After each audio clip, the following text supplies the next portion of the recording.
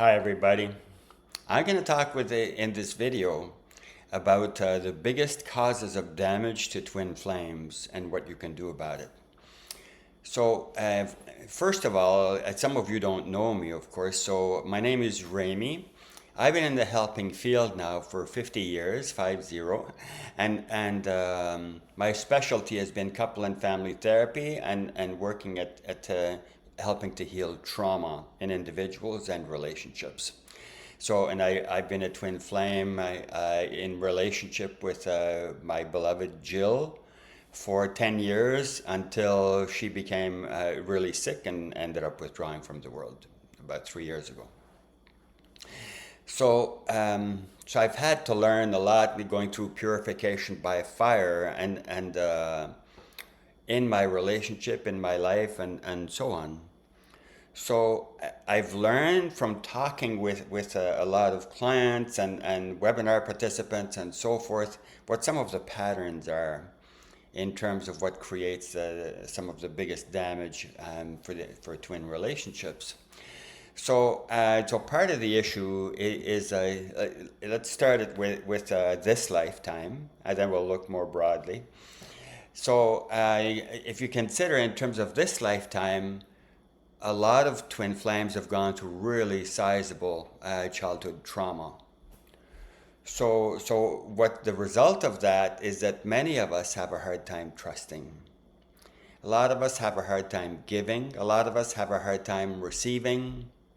You get it. So that's avoidant and anxious trauma. There's piles of research on that in the literature on those things. So we have our foundation this lifetime is damaged. So we need to work at healing that. And for ourselves, and then we need to do some things in terms of how can I best help to heal that in my true beloved. Right? So it's complex. So there's the me, there's the you, and there's between us, and there's the past. And then more broadly, we chose to incarnate into these particular soups, whether it was sexual abuse or neglect or violence or family separation when you were young or whatever. These things have created some major difficulties in our foundation. So you can think in terms of first chakra if you want, but it's broader than that, right? We chose to incarnate into that particular soup that we chose this lifetime for a reason, for a number of reasons actually. So we wanted to learn and grow. We knew that we were going to connect with our twin flame, so we wanted to experience those difficulties and hopefully come together to help to heal them for ourselves and more broadly for the world, right?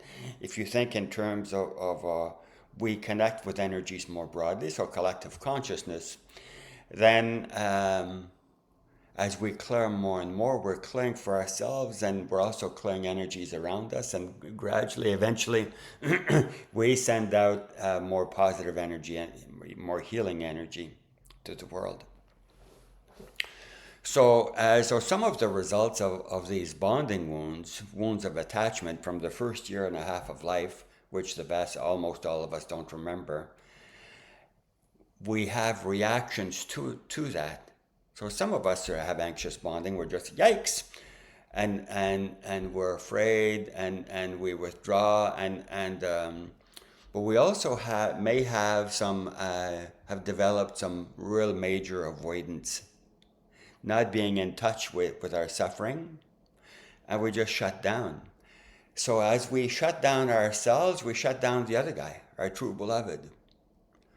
So avoidance and neglecting ourselves and possibly getting sick as a result, and then getting sicker because we're not willing to deal with some of our suffering because it's too terrifying. And it's understandable. So compassion, right? And for some they do cocaine, and people cope in different ways.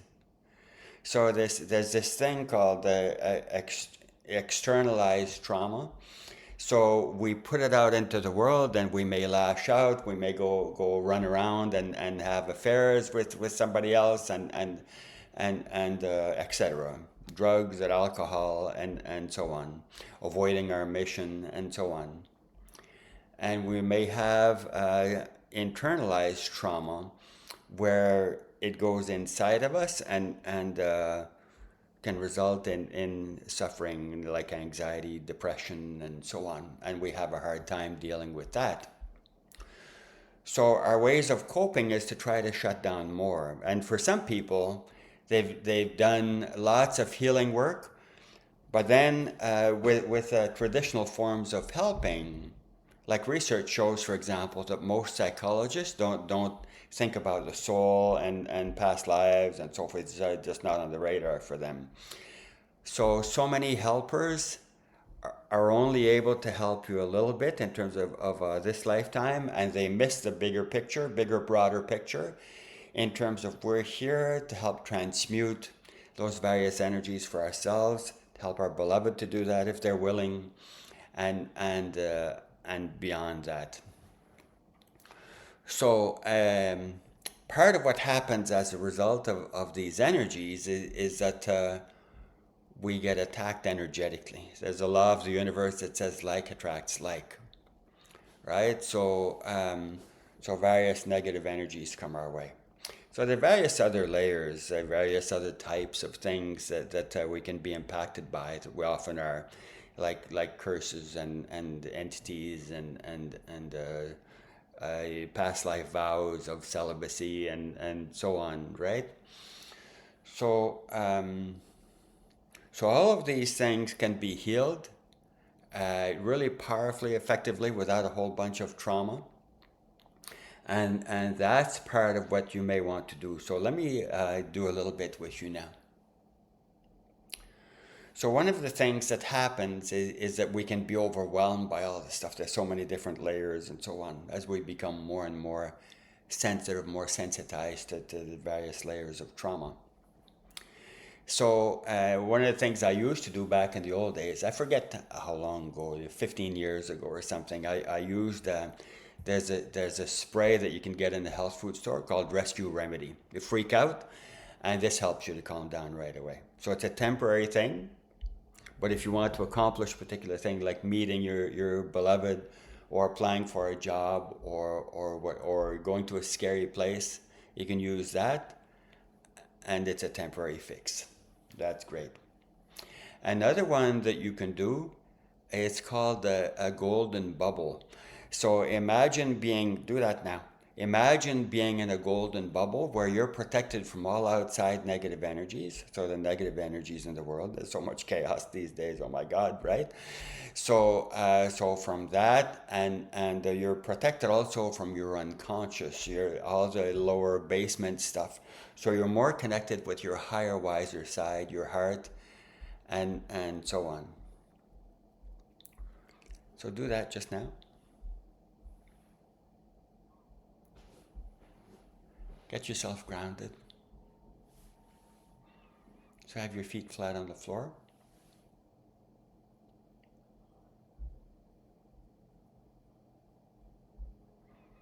And ask to go into your power. Imagine you're connecting with it's called the Earth Chakra. It's 6 inches. What is it? I forget how many centimeters all of a sudden. You all know. So 6 inches below your feet. We'll say to a foot.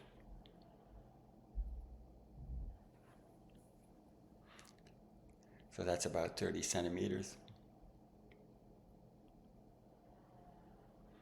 Get grounded into your power. Ask to be brought into your power. And you can do these exercises over and over. Like for me, I do them every day. At the very, very least, once a day. I do a whole bunch of other transformational exercises, but that's some of it. Go into your heart chakra.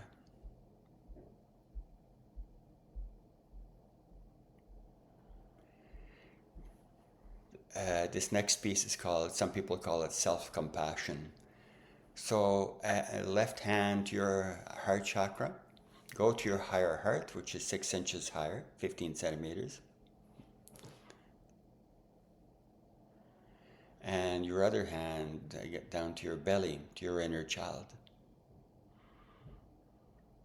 Breathe in and out.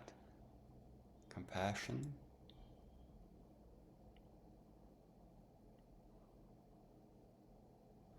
The hand on the higher heart helps to activate compassion.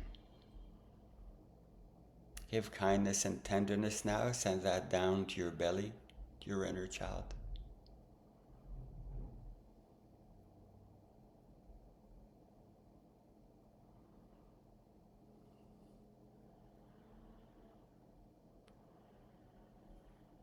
Breathe in and out a little bit more deeply.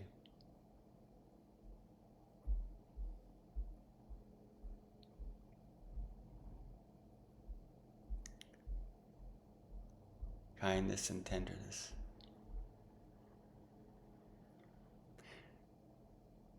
So you can think of it as mothering our inner child, if you will. The higher, wiser part of me goes down to the lower part that's freaking out, and etc.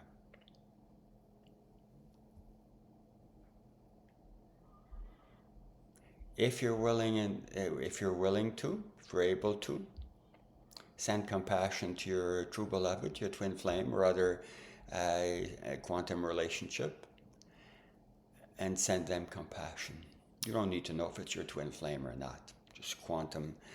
There's a lot of energy, more so than other relationships.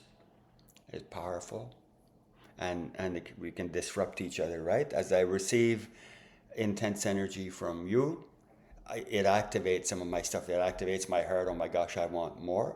And other parts of us, we withdraw, freak out, etc. Or we just shut down right away, and we don't allow ourselves to feel any of it. Sending compassion to the other guy and not sending lower energies over time increases the possibility of reconnecting with them if you're separated, or if you're together, of bonding more fully, going into more sacred union together. In any case, you do that within you, to the various parts of you, your inner male, your inner female, etc.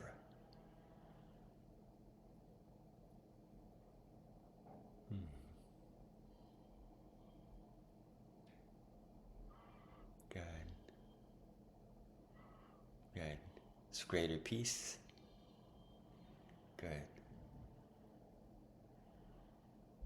Wonderful connecting with you today.